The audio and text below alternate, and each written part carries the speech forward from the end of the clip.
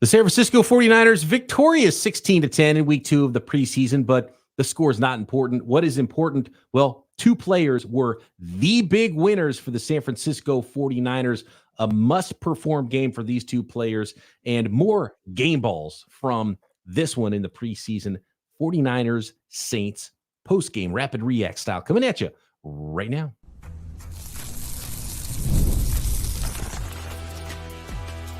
You are Locked On 49ers, your daily San Francisco 49ers podcast, part of the Locked On Podcast Network, your team every day. Welcome to Locked On 49ers. Brian Peacock and Eric Crocker at BD Peacock at Crocky209. Thanks, everybody, for making us your first listen on the Locked On Podcast Network, your team every day. We love and appreciate all of our everydayers out there. Make sure you hit that subscribe button on YouTube or wherever you are listening to this podcast. We've been doing a lot of lives, Croc. So you folks are also going to want to hit the notification bell so you know when we go live, because I know a lot of people are like, oh, man, I missed the live. Always miss the live. You're not going to miss the live if you have the notification. You know when we're going live, like we do post games as we are on today's program. Today's episode is brought to you by FanDuel. Now through September 22nd, all FanDuel customers can bet $5 and get a 3-week free trial of NFL Sunday Ticket from YouTube and YouTube TV. All you got to do is visit FanDuel.com/lockedon to get started. All right, Croc. I want to talk about a little bit of an ugly start for the San Francisco 49ers before we start dropping some game balls in here. And my 2 big winners from this football game on the San Francisco 49ers roster. Brock Purdy is out there. It's like, cool, the 49ers are going to play the starters. And Kyle Shanahan's like, well, no, not exactly. We're going to play Brock Purdy, but we're going to not really surround him with, well, Trent Williams is holding out. Brandon Ayuk is holding in. Debo's not going to play. George Kittle's not going to play. And it looked kind of ugly. It was a rough start for the San Francisco 49ers out there. And to a certain degree, I felt a little bit bad for Brock Purdy because he wasn't out there with the true ones. I don't quite understand what Kyle Shanahan is thinking. And I think as we're recording right now, I'm pretty sure maybe Kyle Shanahan was asked that question. Why do you have Brock Purdy out there with like 2 other starters on your offense and those guys on the offensive line, but he has none of his weapons and you're going up against, I can understand if Brock, because Dobbs came into the game and Dobbs, he comes in, he's willing and dealing, right? It looks good. He's complete like his first 6 passes and he's making plays with his legs. Dobbs was not going up against starters. So Brock, with this supporting cast that Dobbs had, was going up against a lot of the ones from the Saints. Like Cam Jordan was out there. Chase Young was out there. The starting cornerbacks was out there. Why is Brock out there? And it's like, does he have something to prove? Like, did he get in trouble? I saw the Raiders, who's the New England Patriots head coach. And he's like, if any of my guys get into a fight, if they are a starter, they have to play the entire preseason game. If they're a backup, they will not play at all. I'm like, man, that's a good idea. Did Brock Purdy get into a fight that we don't know about? Did he get punished for having to play? He might have been scrapping to practice. I didn't like it. I didn't love it for him. As Mark Sanchez pointed out on the broadcast, he was hit a couple of times. He can't like that. I'm sure Kyle didn't like that either. And it's kind of the big no-no, putting your quarterback out there without the number one offense to go with him, especially the offensive line. And there was no Banks. There was no Trent Williams on the left side. Jalen Moore and Nick Zakelj left tackle, left guard. Pooney looks like, I don't know if you count him as a starter. He probably should be, might be the starter at right guard. So you count one there, and Colton McKivitz as well was at right tackle. And was it Brendel that started at center? Yep. Yeah. So Brendel is center too. So 2.5 starters, maybe 3 starters on the offense, aside from Brock Purdy. It's still not ideal. And I think not only was it not the starters, Croc, it was running back 4, tight end 3. Trent Taylor's out there. Is he even going to make the roster? And so that's where I start to really, you start to kind of question why Brock Purdy was out there really at all without those guys. And it's not like he's getting rhythm with his receivers with that kind of work either. I didn't understand it. And I think the results that we saw were definitely a big part of that. It wasn't smooth. It wasn't crisp. And, we saw him a little bit off. As a matter of fact, I'd say this. one of the first passes that he, dropped back to throw, I thought he did a good job working through his progressions, went from his right side to his left side, delivered a good on-target pass. Maybe it was Braden Willis in the flats, but, picked up about 5 yards. And I was like, that was a good job. Watching him go through his progressions, had good enough protection. And there were a couple other times where he had good protection, but then guys were covered up a little bit too much downfield from the Saints coverage. I'll say this. I don't have a whole lot of takeaways from Brock Purdy's performance outside of the fact that he just shouldn't have been out there.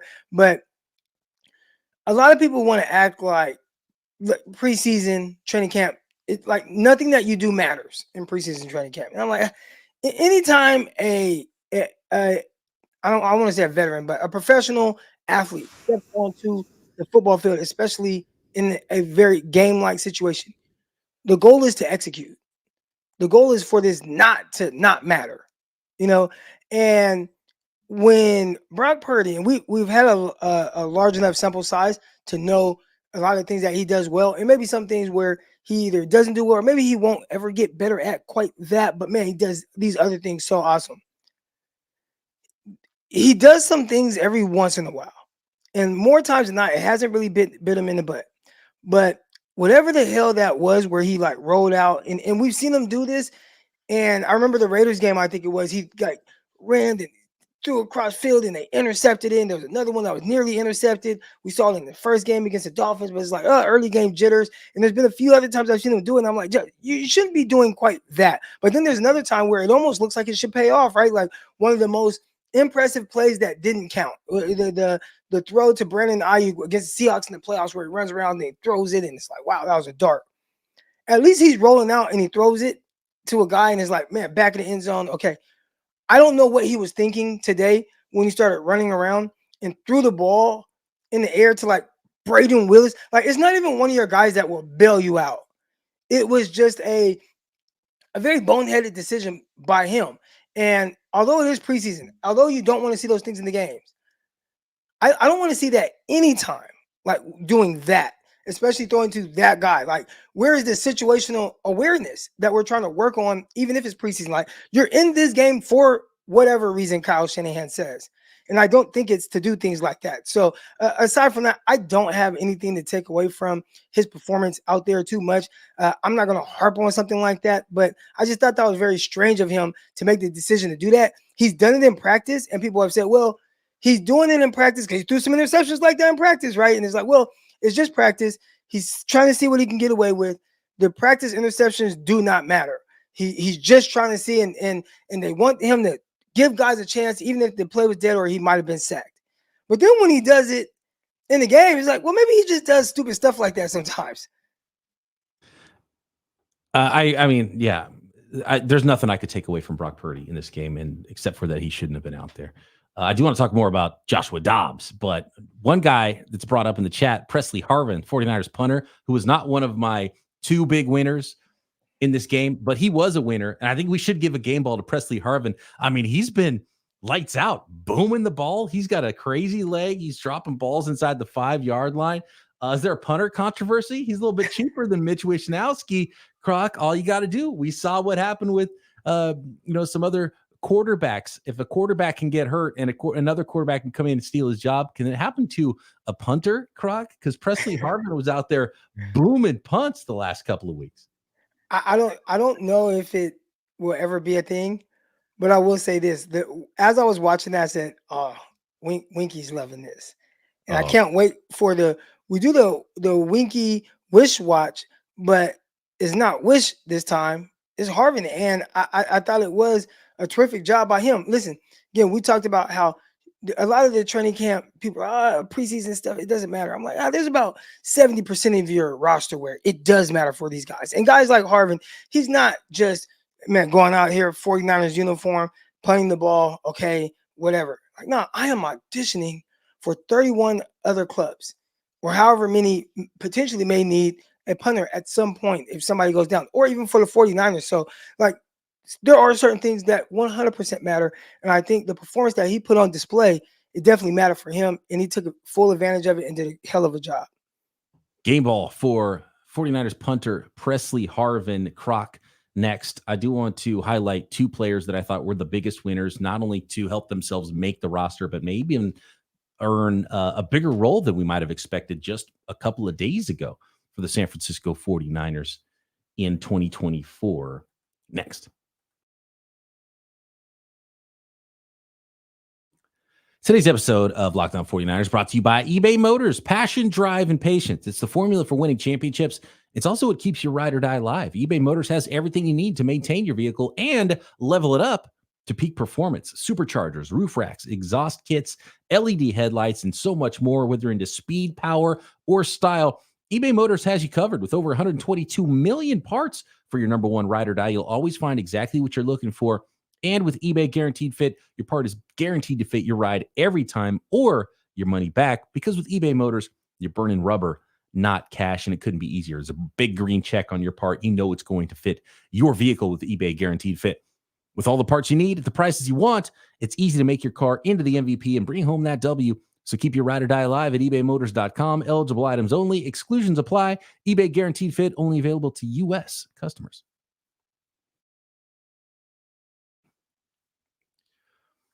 I think you agree, Croc. Big game ball for Joshua Dobbs. We really hadn't seen him ball out as a member of the San Francisco 49ers. Hadn't seen it a lot in camp. Didn't see it in preseason game number 1. He came in after Brandon Allen preseason game number 1. He got the shot first ahead of Brandon Allen in this game after Brock Purdy and put on a little bit of a show, Croc. He was scrambling around. He was making plays. He was making throws. 12 of 21 passing, 133 yards, had the little scamper into the end zone. Using his legs, which he did multiple times, 3 rushes for 25 yards, including that touchdown. And I thought it was huge for Joshua Dobbs to prove that not only he should make the team, but maybe he should be quarterback 2 over Brandon Allen. You muted. Okay. He did a terrific job. And this is coming off the heels of, I think both of us talking about, man, Brandon Allen, I think he kind of has that, QB2 job kind of locked up and, still early, but we watched him in training camp. He was terrific the days that we went out there, just being able to throw to all levels of the field. And it wasn't that Dobbs isn't a talented backup capable quarterback. It was more so Allen just has a better grasp of the offense. That's what it felt like. And you watch him go out there today, and he only just goes out there, completes his first 5 or 6 passes, makes plays with his legs, running right, then goes left and scampers for a 10+ yard pickup. And then we talk about the touchdown, getting in there, being able on 4th down, clutch situation, making the guy miss in space, to kind of fall into the end zone. I thought it was just a terrific performance, and you got to see on full display all that he brings. Again, looked like he was more comfortable, maybe having a better offensive line while he was playing. That could have attributed to that because Allen this time didn't look as great. All right, but just to see Dobbs, a lot of the responses I was seeing on social media, people tagging me, like, well, I feel comfortable. He's our matter of fact, I saw it in here. I feel comfortable if he's the backup quarterback. And watching him and what he did, it's like, well, that's what he's been in the NFL last year. Again, you might not want to see it for 4 games, 5 games, but over, 1 or 2 games, he can bring you that type of ability and potentially help you win games if need be. I don't know if it's done. I think most of the heavy lifting for the roster has been done. I think we might find out in preseason game number 3 if Dobbs comes in before Allen, then it might be sewn up that Dobbs is quarterback 2. If they go back and forth, we'll find out. But that's probably one of the things that's still going to be decided in preseason game number 3 is Brandon Allen versus Joshua Dobbs. We thought Brandon Allen was way ahead coming into this game, and Dobbs has at least closed the gap. Who knows? Maybe even overtaken, just because of the extra bit of ability he has with his legs. Just gives you more. If you're without your starting quarterback, are you just going to paint by numbers with Brandon Allen as your backup? Or do you want a guy who's going to be able to make plays and do a little bit extra and give you another look with his legs? And that's why you might lean toward Dobbs. I will say, we did get a lot of pushback on our take that Dobbs is just, he's for sure either the 3rd quarterback or maybe they can sneak him onto the practice squad. But, Allen is the backup quarterback. A lot of people push back on that. So, hey, our apologies. And I think the people that pushed back on that and said, nah, it's a lot tighter than you guys are making it seem. I think today, for those people, probably really kind of put Dobbs ahead of Allen. At least for me, just seeing the ability and what he brings to the table, which we knew, but to see him do it in that number 5 red uniform, it made even more sense. There's another thought too. With some injuries around the league, JJ McCarthy got hurt. Do they need a backup quarterback? They already got Nick Mullins. They already got Sam Darnold as well in Minnesota. Go with the trifecta of former 49ers quarterbacks and trade Brandon Allen over there to the Vikings. I don't know if they need that guy. They got Jalen Bell. What's the I'm blanking. They got another quarterback too. That was making some I think the kid out of BYU. Yeah, Jalen something. I'm blanking on his name. Anyway, so I don't know. This is the first time I've seen Dobbs really do anything in a 49ers uniform, and Allen has been more consistent, I think, through camp. So we'll see. I think it's close. I've seen some good from Dobbs in practice, but it wasn't something that like really jumped out. Right. Now the thing is, because we've watched Brock Purdy in some practices. Sometimes it's not about what jumps out to you with the quarterbacks. It's these little things that maybe you're not even fully aware of, but Kyle is like, oh, I love the way he hit that 5-yard pass. Oh, man, look how he saw this, but then this moved the guys with his eyes and complete this 10-yard pass. So sometimes with these guys, we've seen some of the splashy plays with Allen throwing the ball vertically down the field, hitting guys on the money. That might not be what Kyle is looking for in his offense because maybe he doesn't feel like that's the most consistent thing. So, yeah, maybe things didn't just truly jump off the page. But I will say this, something that jumped off in a negative way. I don't know how good – we talked about Allen's arm, but I watched him try to drive a deep out. And I was like, that didn't look too great. Did you think – because we got to see Tanner Mordecai, the undrafted rookie, get some run for the first time in the fourth quarter. And I didn't really see anything for him to be like, oh, you got to keep him instead of Dobbs or Allen, and you got to keep him as the third quarterback. I think he's destined for the practice squad, if anything. I think the question should be, do you see enough in him to where you can release him and another quarterback and hopefully sneak him onto the practice squad and keep one of the two, Allen or Dobbs? Or try to trade a guy, as was mentioned in the chat. I still don't know if I've seen that yet. We'll see. That I think quarterback is still one to look for in preseason week number 3. Striking to me, Croc. My next game ball here, and my second big winner. My first big winner was Joshua Dobbs. My second big winner from this game was Jacob Cowing, the rookie, the 4th-round rookie, because we haven't seen anything from him. I had no idea what to expect. I didn't really even know what number he was going to wear. I was like, oh, there's not a fan of the white cleats with the black spat. Not a fan of that. He's got plenty of time to work on that. But it was striking to me, Croc, just how much twitchier he is athletically, how much more explosive he is as an athlete versus Trent Taylor out there. I think Cody Schrader, he got a lot of run in this game. He's not a dynamic athlete at all. Braden Willis got some work at tight end, at fullback. Cam Latu was out there. A lot of the players in the 49ers offense that were out there a lot, Cowing just looks different than those guys. And I'm just thinking, and he caught the ball cleanly on punt returns. He didn't make any huge runs or anything, but he caught the ball cleanly, which is huge. It's important. I just don't see how you could keep Trent Taylor over someone like Jacob Cowing if it's between those two guys for a slot punt returner role on this roster. Trent Taylor, he looked very, very pedestrian as a returner last week. Really kind of, they gave him several opportunities to catch the ball. He's just not able to get open, not much separation. And then on one opportunity in the end zone where I think the ball may have been slightly tipped, but it went right to him. It goes off of his hands, and not an easy play at all. But those are the plays, if you're in Trent Taylor's position, you just have to make those plays. You got to make like that. That's an opportunity for you. And when you watch not just Trent Taylor, you kind of harped on him, maybe not making the cut. What about Ronnie Bell? And when you're looking at Ronnie Bell, and again, opportunities and passes go off his hands, whether it was an easier catch or one that might be a little bit more difficult, but you have to make that play. He didn't do it. And then you have this young kid, Jacob Cowing, coming out, and he's making plays, and he's looking, explosive as a returner, just looks good, looks natural for him. You watch him run routes, creating separation with ease. Matter of fact, he's looking like he did in college. Like, that was what I watched at Arizona. That's why I was so excited. If you go back to when the 49ers drafted him, I'm like, this is my favorite draft pick, because I thought he brought an element to the team that the 49ers quite don't have. It's the smaller, twitchier, sudden, but with longer speed, slot receiver, like a true slot, kind of like what Trent Taylor was drafted to be. Not the big Juwan Jennings slot, but just a guy that I could be a jitterbug and I can get open. Can he potentially be I don't know, Turbo Taylor Gabriel, right? Like maybe like something along the lines of that, right? And I think we saw a lot of that be put on display today, being able to get open underneath, being able to get open vertical. Really love the out and up, how they set that up. And he caught the ball over his shoulders, tightly contested ball. Again, not the easiest. You had Rayshawn Wright, I don't know which one, but 162, 164, really long corner, arm in there. Like he was beat, but he recovered with the long arm. It's in there. And it's like, you know what? That's not going to distract me. I'm going to make this catch, make sure both feet are in bounds. So to see him do that, I had a hard time. Obviously, it was always going to be an uphill battle for some of the other guys to make it over him because he was a 4th round pick. But I think he really separated himself. And I don't see any way possible you should give Trent Taylor or Ronnie Bell reps over Jacob Cowing. He should get all those.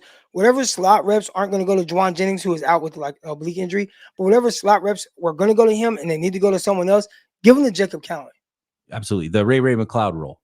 I'm giving it to Cowing, and I'm not taking a roster spot away from Cowing or even a jersey away from Cowing when you're talking about the 53 versus the 46. I'm not, we were thinking last week, like, are they going to put Cowing on IR and just stash him for a year? But he's going to make the 53-man roster, but we're talking about who gets a jersey, who's playing in the 46. I'm giving him a jersey over Taylor. I'm giving him a jersey over Bell, Danny Gray, all of them. Just based on one preseason game. This is really the first action we've got. Didn't even see him in training camp. Like, I think he had like a blue jersey on sometime, but when we were out there, I didn't see him either one of those days. Yeah, he wasn't out there that day, and maybe he had a blue jersey one day when you were there. But it's all it took just to see how that first team that was out there with Purdy was just so sluggish. And even guys that are good players that I like Braden Willis and some of his versatility. He's not a dynamic athlete. Latu is looking like he's running in sand out there. Trent Taylor was never like a deep speed guy. But he used to have quicks at least. He doesn't even have that anymore. I mean, there's just not a lot of juice out on the field. Cody Schrader was undrafted for a reason. And it's the one thing that kind of like I like Schrader, but he's definitely missing some juice out there. I'll take Breida probably over Schrader right now, to be honest with you. I love that you just mentioned Latu. There was one play that happened where I'm just like, I don't think this guy has much confidence.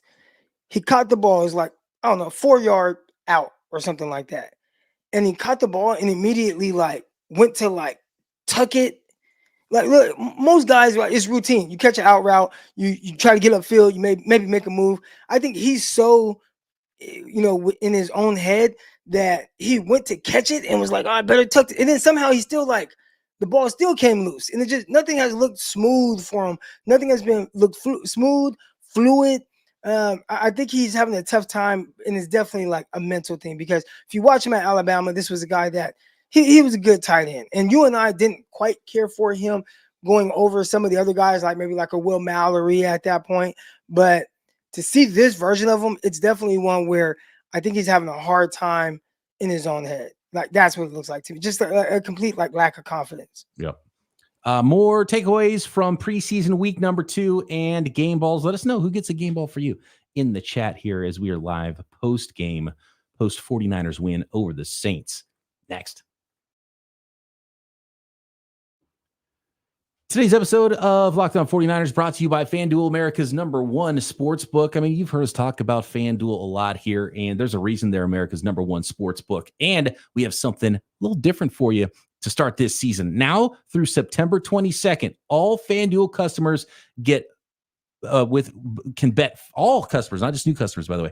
All FanDuel customers can bet $5 and get a 3-week free trial of NFL Sunday Ticket from YouTube and YouTube TV. Then with a YouTube TV base plan, you'll be able to watch every regular season Sunday afternoon out-of-market game.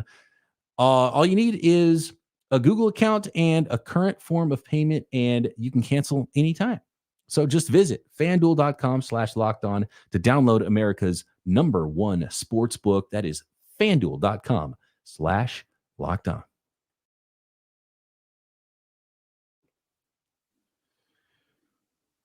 Some folks in the chat already saying that Cowing is better than Ricky Pearsall. Speaking of guys we haven't had a chance to see yet. Kyle did say Ricky Pearsall might be ready for week 1. Doesn't look like we'll get to see him in the preseason at all. But it was just nice to see, like, I think it's the thing with Purdy. It's the thing with Renardo Green, who I want to talk about next, Croc, and get your opinion on some of the corners. And I know they've asked about it in the chat as well. But to see someone like Jacob Cowing go out there and just like, yes, that's the scouting report. Good. Because some players, you're just like, oh, man, that's not quite the guy I saw in college. I feel like something's not right here. But with Jacob Cowing, he's talking like, okay, good. We got to see the scouting report from Jacob Cowing today. Yeah, not definitely. And we saw the quicks. We just saw everything on full display. And for me, just the biggest thing was sometimes for these smaller, quicker guys, it's like, can they win vertically? Right now, the thing with, Trent Taylor. We never saw him win vertically. Well, that wasn't quite his game at the NFL level. College, people forget this. Trent Taylor in college had like 1,600 yards his senior year. Like he went absolutely bonkers, but he was more just, he's going to get 150 catches. And you're not going to get that at the NFL level. Can he win vertically? Not quite his game. Jacob Cowing is a guy that can win vertically, and he was a guy that won all over the field for Arizona. So to be able to see that translate to the NFL, at least in this very small sample size, but to be able to put everything that I can do, I can be a returner, I can win on quicks, I can win with routes, I can win vertically, I can win on these shorts. Everything that you need, I can do that. Just to show it to the fan base, show it to Kyle Shanahan, like, hey, I can do these things. You just let me know when you're ready for me to put it on display. I was like, that's good to see. By the way, the 38-yard pass to Jacob Cowing down the right sideline, I think it made a lot of people forget about the throw before that from Dobbs down the left sideline where he was short on the deep ball to Danny Gray. And it was actually a little bit short, to be honest, with Cowing, but Cowing was able to make a pretty good contested catch there. So it wasn't all perfect from Joshua Dobbs. And look, Cowing didn't do that much, but 4 catches for 51 yards, catching punts, just looking fast. Had a run as well, though, right? In the round? Yeah, he had a screen pass that went for negative yards, I think. Kind of tried to double it back across the field, but they were showing the full gamut of what Jacob Cowing could do, catching the ball behind the line of scrimmage, catching a deep ball, catching punts. Love to see it. No, he had an end around for 19 yards.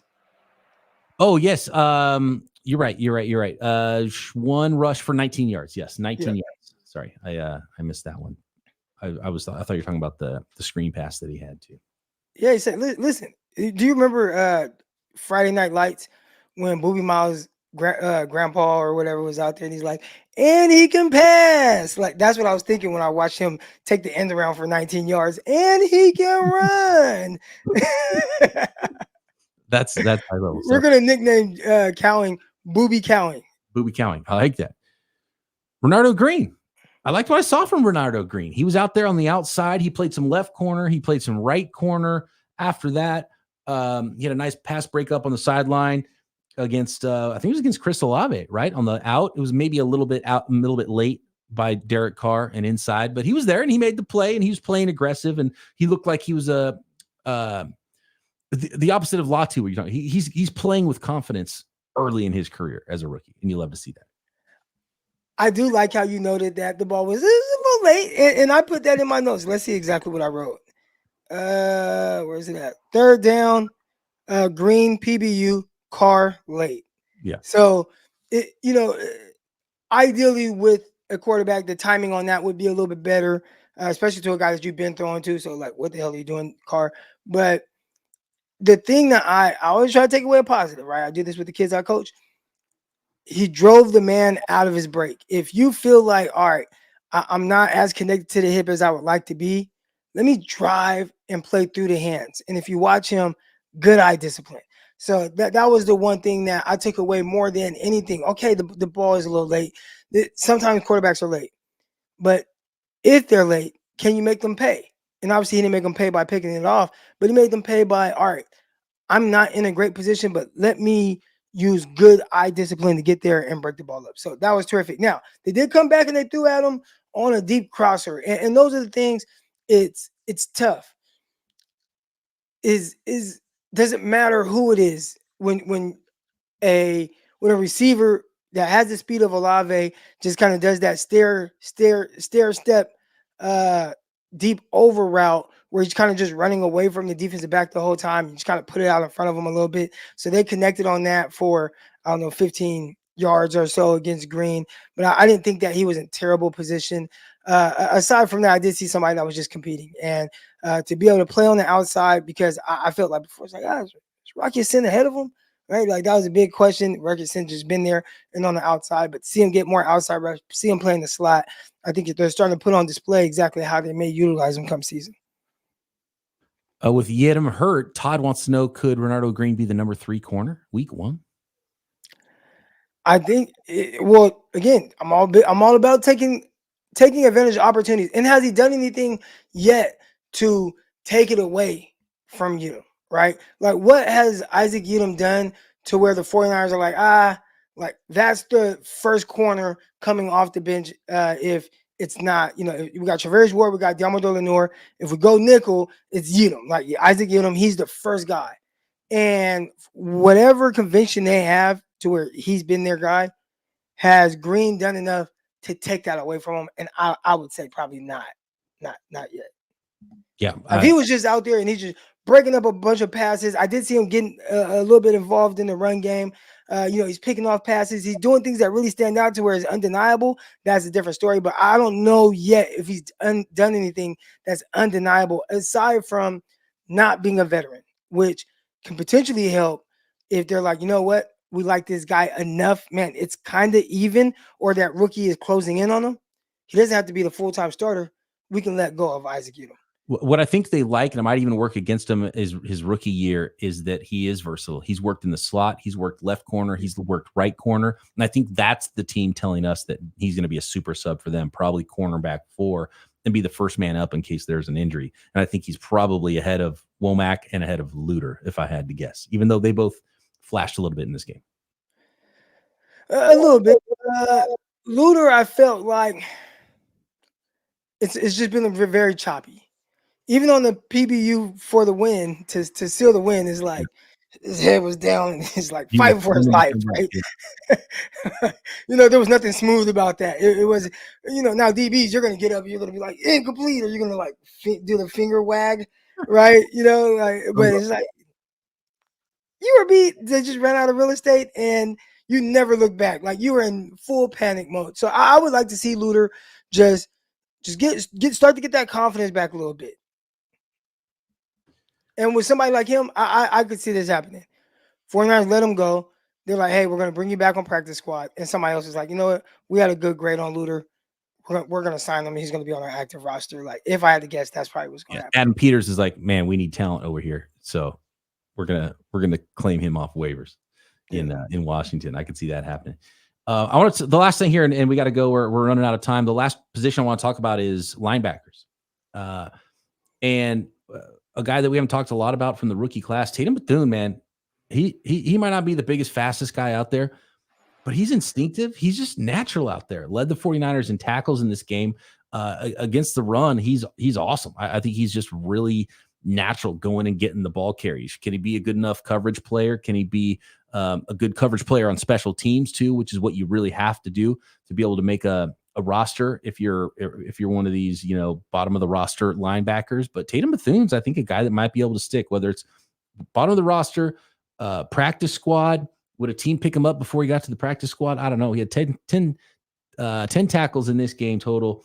6 solo tackles. He had the tackle for loss. Jalen Graham had a tackle for loss. I loved his sack. He blew up the running back in pass pro to go get the sack. I feel like Graham could actually play like a 3-4 outside linebacker in a hybrid role because he's got some thump to him, and I'm not sure he's great in coverage, even though he's a former safety, which is weird. There's something weird about Jalen Graham's game because sometimes you love him and sometimes you're like, hey, what's going on with this guy? And Curtis Robinson's looked really good in both preseason games, and he is a core special teams guy. So I think Curtis Robinson, I give him a game ball just for saying, like, I think this guy's probably locked into making the roster. Now, it's not like he's going to go none of these guys are going to go take the job away from Fred Warner, but I think they can all play a little bit. I think I like with D Winters, we talked a lot about last week, 49ers depth is looking good with some of these young players right now.